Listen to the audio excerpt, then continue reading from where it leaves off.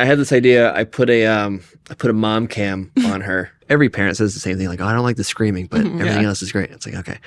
And I always tell, I was like, well, I would be kind of concerned if you were 60 and you're like, I really love the screaming. More screaming, only screaming. Yeah, it's a little concerning, yeah. Hi, I'm Kelly from AMS, and I'm here outside Brooklyn Paramount, where I am waiting to talk to our old friend, Ralph Alexander. He's currently on tour with Poppy, and we're talking all things Negative Spaces, their newest album, as well as this tour and what he's been up to since we last talked to him.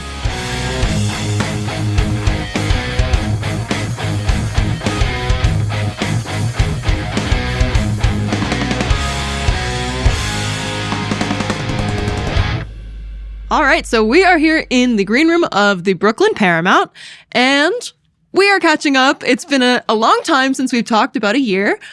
About a year, I think so, yeah. What have you been up to? Well, we put out a new record, so I'm out here with Poppy right now. We are playing tonight, and we're about halfway through our They're All Around Us headline tour, and we've just been promoting this new record, and the shows have been incredible. They've been sold out. And if not sold out, just under, like, every spot's been pretty much packed. Kids are having a blast. Like, the biggest responses I've ever seen out of any of the tours we've ever done. Like, every song, even the songs that are, like, chill and not a mosh pit song. You look out and I see, I'll see, 2 circle pits during the chillest song of the set. I'm just like, you guys are crazy. Like, oh, you guys you want to mosh. Yeah. They're just like, oh, it doesn't matter if it's a chill song. We're gonna punch each other and do big circle pits. Actually, last night was really funny. We were playing in New Haven at Toad's Place, which I had never heard of, but I guess that's they had the names of everyone that's played there. It was just like super iconic. And every time it was like we've been doing like a Wall of Death for a couple songs. Every time she'd call for it, this security guy, I don't know if he just wanted to be in it or if it was like a safety thing. He would he would go over the barricade and then go into the middle of the pit where everyone had cleared. And he would just sit there with his arms crossed and just waiting for the one to hit, for everyone to run into him.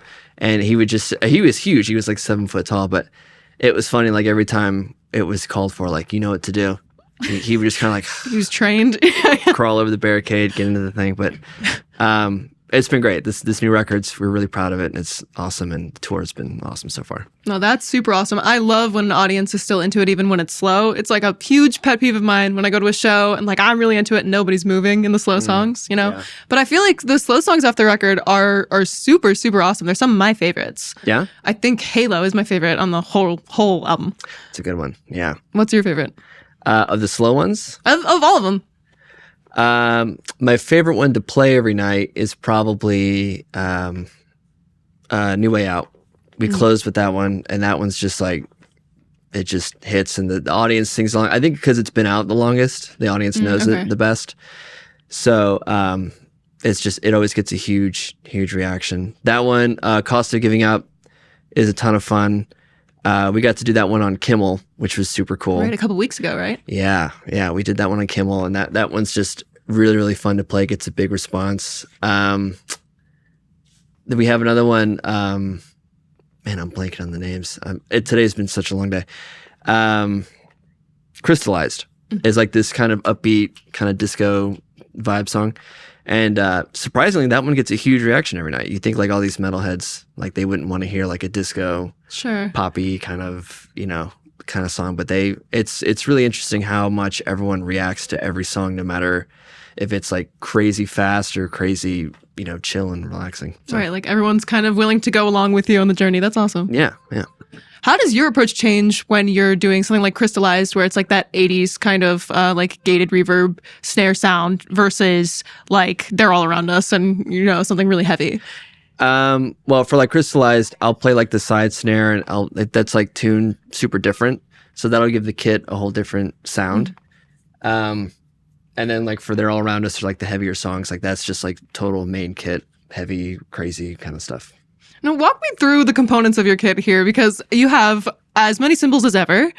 So I'm curious what you do with all of them. I've actually lost one, so it's less than usual. Oh, wow.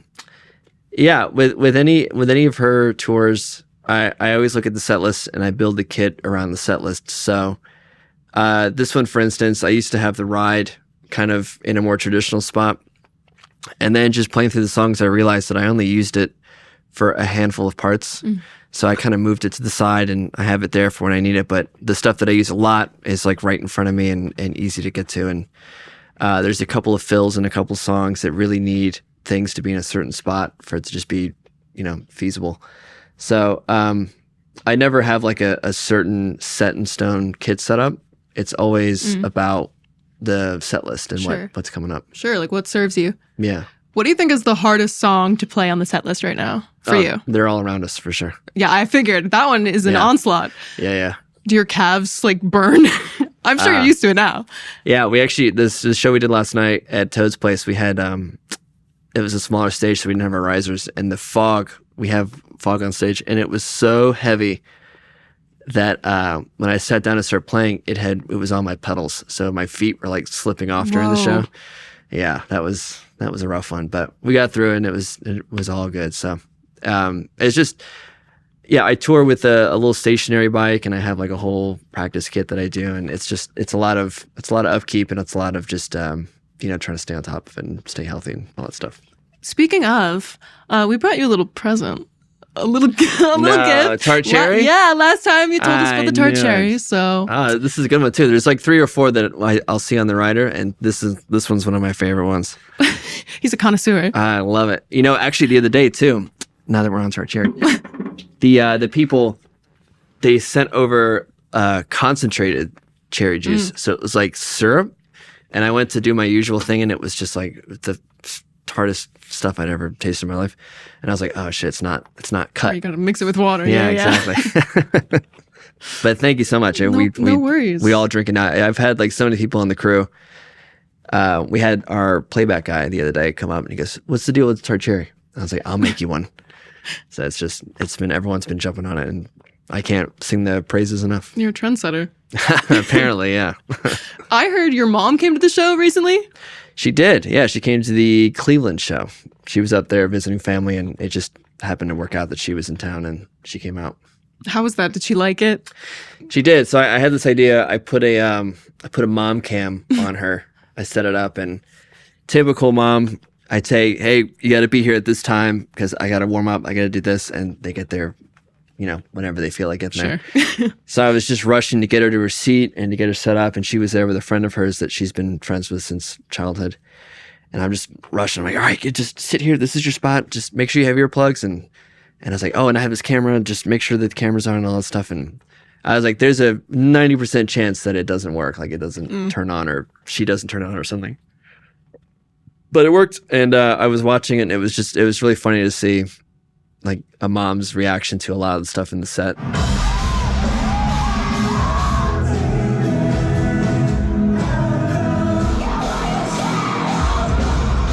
Like we have, there's a lot of production in this show. Like we have a projector and we have cryo and we have these really cool risers and there's this whole bit with a doll and talking to the audience and a lot of solos. All the band members get solos in the show. So there's a lot of really cool parts of it that I was just eager to see her react to it. Yeah, I'm sure. She didn't disappoint. I watched the video back and I was like, this is hilarious. I'm really intrigued to hear what's going on with the doll there and everything. Oh, you'll see. You'll see tonight. What was your mom's reaction like? Is she somebody who can like take that amount of stimuli in and be cool about it, or is she like heavens the entire time? No, she loves it, and it's funny too because she's very into that stuff. Every parent says the same thing, like, oh, I don't like the screaming, but everything else is great. It's like, okay. And I always tell, I was like, well, I would be kind of concerned if you were 60 and you're like, I really love the screaming. More screaming, only screaming. Yeah, it's a little concerning, yeah. So yeah, that's normal. But my dad texted me the other day and just out of the blue, he just goes, what's with the hoods? What's with the mask? I was like, can you breathe? I was like, yeah, Dad, I can breathe. I'm just up there for an hour and a half not breathing, He's looking out for you, Yeah. Making sure you're not suffocating. Our outfits are really cool. It's like a jumpsuit with, I don't know if anyone ever sees like stunt guys. When they do these stunts, they take off their helmet and they have like the fire thing on, like the fire mesh protecting thing. They're kind of like that. So it's kind of like an Evel Knievel. That's how I at least interpret it. that's the vibe that the band members have on stage every night. So That's really cool. To get back to my mom, she had a great time. She always has a great time at every show she comes to. That's awesome. Poppy, speaking of the set, the stage, I feel like Poppy's entire vibe is so surreal. What would you say is like the concept with the costumes and everything? With our costumes? Yeah. I don't know. I think it's having everyone just uniform, kind of the same vibe. Because we've done a couple of the tours recently where it was like everyone kind of just wore black or wore, that kind of thing, but not really in sync in uniform. And I think this one we wanted a really clean stage look. Like everything's white for the most part, and then all of our jumpsuits are black. So everything kind of just pops a little bit, and just adding a little bit of production and a little bit of theatrics to just the entire show, and just make it, every little detail makes a difference. Totally. Well, you were telling us a little story before about, this is totally unrelated, totally leaping, but you were telling us a little story before about Jerry Cantrell, who we had the opportunity to talk to rather recently. Would you mind repeating it for our audience? Yeah, my Jerry Cantrell story was, I was in a band back in the day called The Dose, and we, the other member of the band, India, was friends of his through different people in LA, and we got invited to his birthday party. I can't remember which one it was, maybe like 55th or something.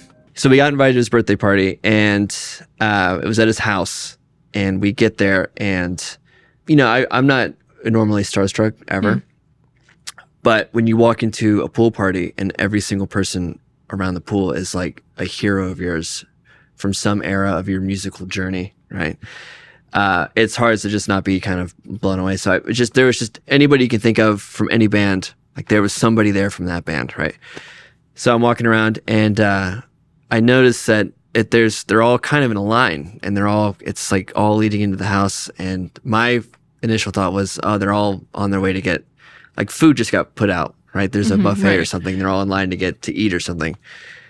So I'm following it up, and I'm going to the bathroom, and I'm kind of peeking around to where the line ends, and it goes into his. He had this beautiful house in this beautiful dining room area. And there's this big long table, and it's sitting at the end of the table was Steve Perry from Journey. Wow. The Voice, of course. Yeah. And I swear everybody was in line to go up and shake his hand and say hello. It was like, that's crazy. All the world's biggest rock stars were just trying to say hi to Steve Perry. Wow. So like he's just an icon. He's just the biggest guy ever. And he was just sitting there saying hi. He's just sitting down at the end of the table, and they'd come up and say, "Hey man, good to see you." Yeah, good to see you. And the next guy would come up, and I was like, this is crazy. I wonder if that was like a special event, or if like he's used to that. Just wherever he goes, people kind of line up. Yeah, I would imagine he just sat down, and all of a sudden a line formed, and he was just like, all right, yeah. At least it was a line, not like a mob. Yeah, come kiss the ring, and I'll see you in the pool or something. Who knows? That's really cool. Yeah. So let's get a little deeper into the kit. So for this run, as always, I'm a Ludwig guy through and through for life. Never play anything else but Ludwig. I'm using a Ludwig Kit. Zildjian cymbals, I've jumped on with them. That's been a lifelong dream. It's been awesome to be with them. And Vic Firth sticks, Remo heads, low boy beaters, and rock locks. I'm trying to think of all the companies. Destroy Drum, I use their muffling system, and 64 for the in-ears. It's been a really fun kit to design because normally I'm on an 8x5 mat or rug on a riser. Okay. But these risers are round. And about a week before rehearsals, I get a call from our TM, and I guess it was decided the riser was going to be 6 foot wide instead of the normal 8 that I'm used to. And I was like, whoa, that's going to be tough. And then it was 6 feet in diameter. So you think about it, it's like 6 foot at the longest spot. So all the corners are shaved off, right? So I was thinking, it's like, there's impossible to fit my big ass kit up there.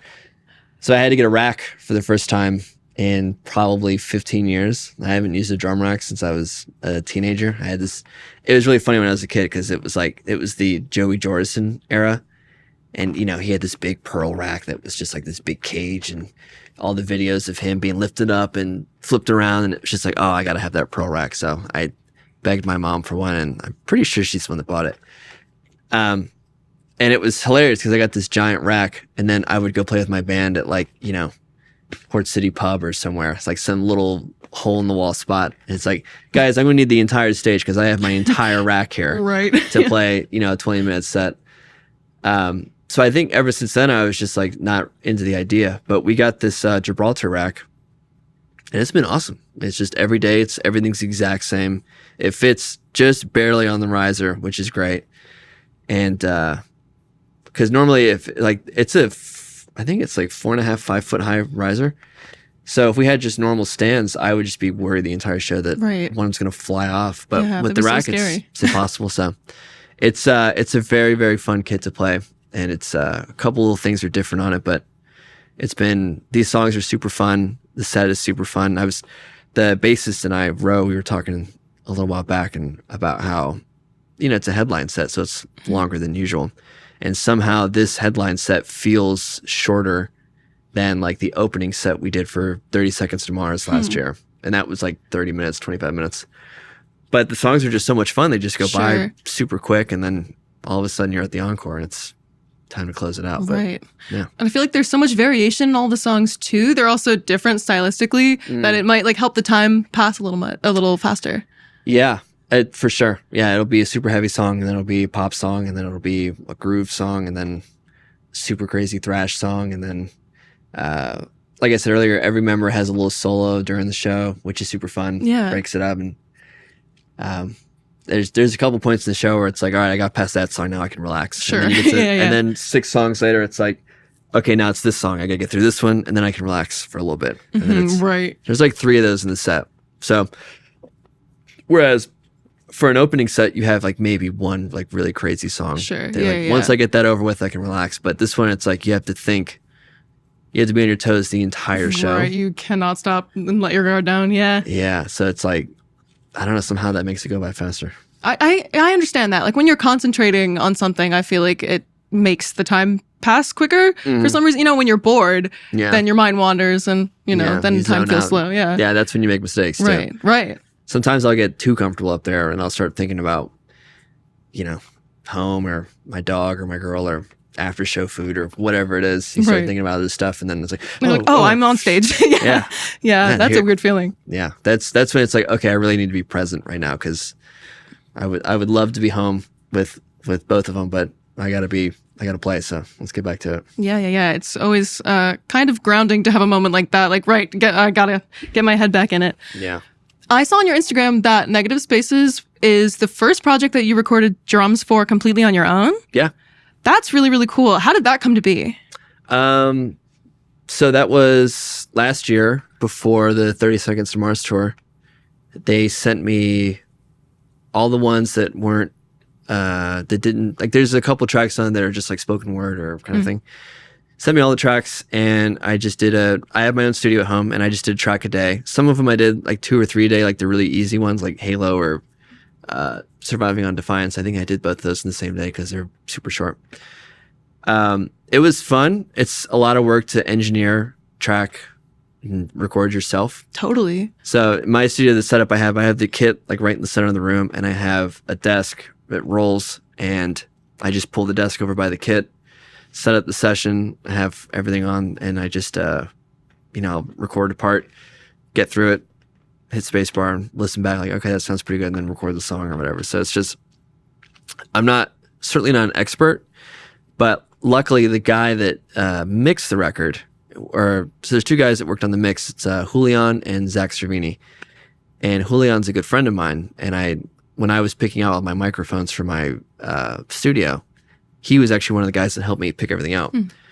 So it was like, hey, what do you guys recommend for this and for that? And so he kind of walked me through it, and I FaceTimed with him before I tracked everything. It's like, so he could see mic placements and all that kind of stuff.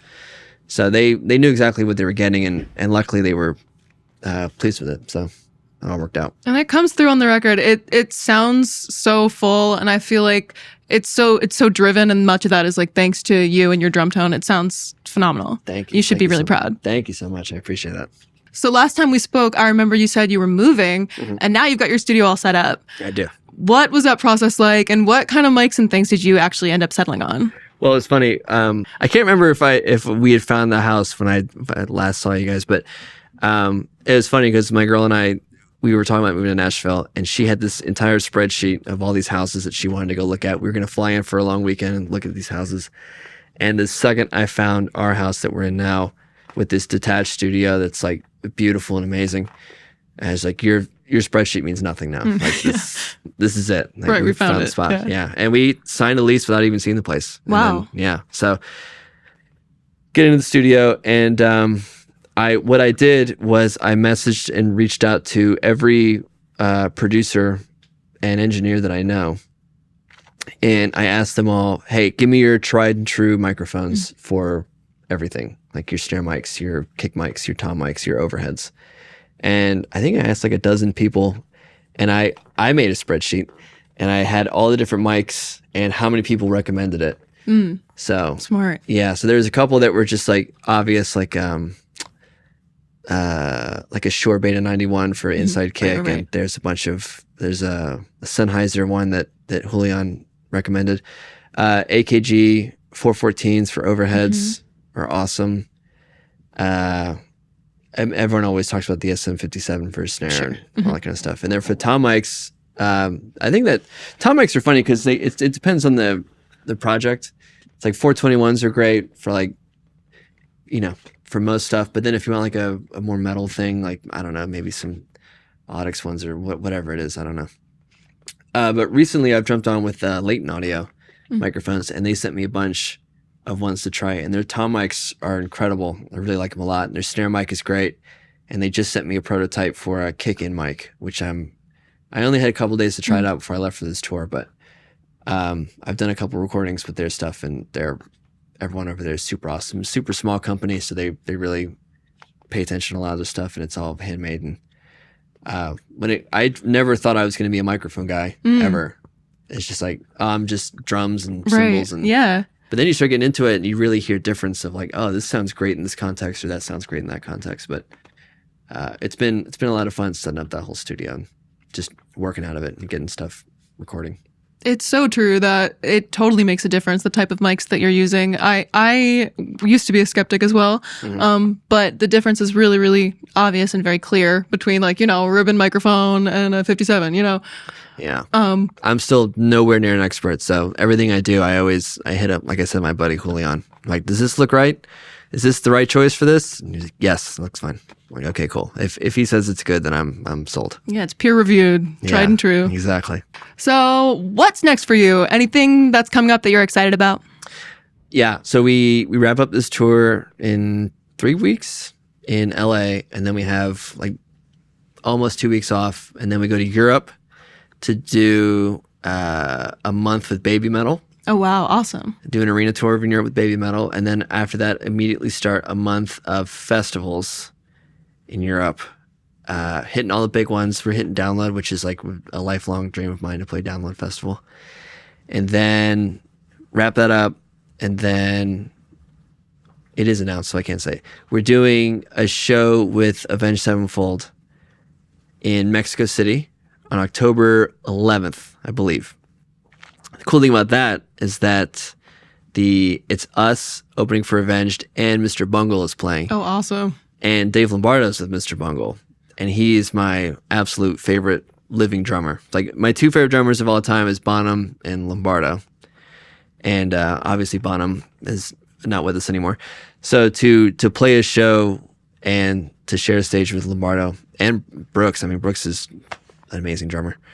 To be in the presence of those two, but also my hero. And the funny thing about Lombardo is that I don't know if I talked about this the last time I was on your show, but ever since I was a kid, about 13 years old, I have this Slayer T-shirt that I bought, and I've worn it at every important gig I've ever played. Oh, whoa!